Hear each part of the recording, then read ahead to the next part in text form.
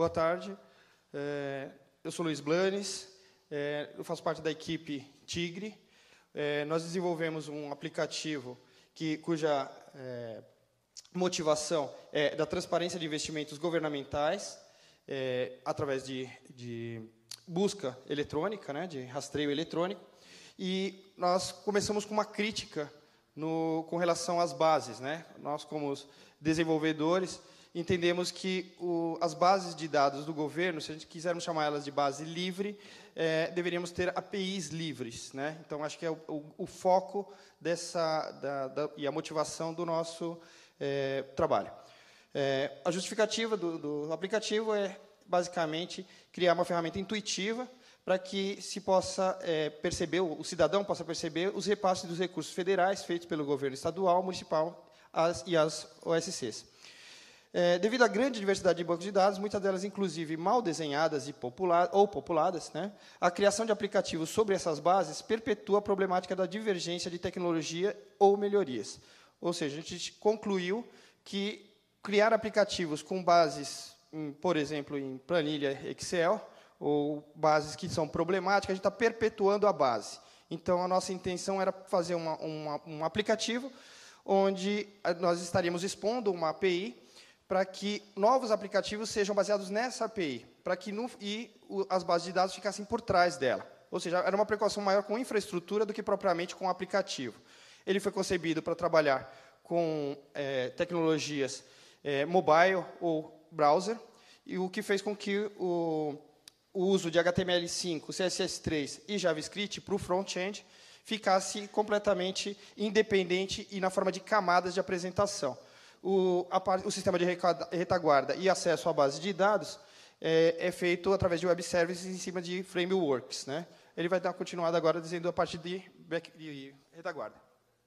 Bom, a gente trabalhou com tecnologias abertas, open source, e como o Luiz levantou, a nossa ideia era deixar isso de forma muito amigável e transparente para o desenvolvedor, para que outras pessoas pudessem vir a contribuir e para que possam aproveitar da infraestrutura, né? A gente vai disponibilizar, como ele disse, uma API no back-end e o front-end está todo livre para ser reimplementado e tal. Inclusive, o nosso projeto, que a ideia dele é analisar inicialmente os dados do SICOM, gerando alguns gráficos geolocalizados, né, das OSCs e de todas as organizações que a gente tem lá, e subindo camadas nesse mapa, e subindo camadas nessa apresentação, mas deixando isso totalmente livre, totalmente aberto, para que qualquer outro desenvolvedor que tenha interesse em utilizar essa API publicada e esses dados e essas estatísticas que a gente vai gerar, possa reutilizar e reaproveitar em seus próprios projetos e contribuir também com o nosso projeto. Já falei um pouquinho das funcionalidades, mas, basicamente, a análise que a gente tem em desenvolvimento no momento é fazer uma análise, primeiro, em nível nacional, dessas instituições, dos recursos que são alocados nelas.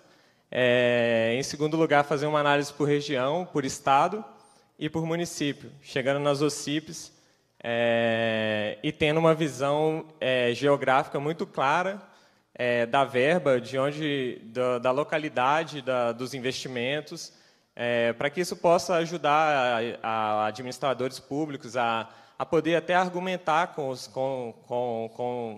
o governo. Ok, passando. Evolução da ferramenta.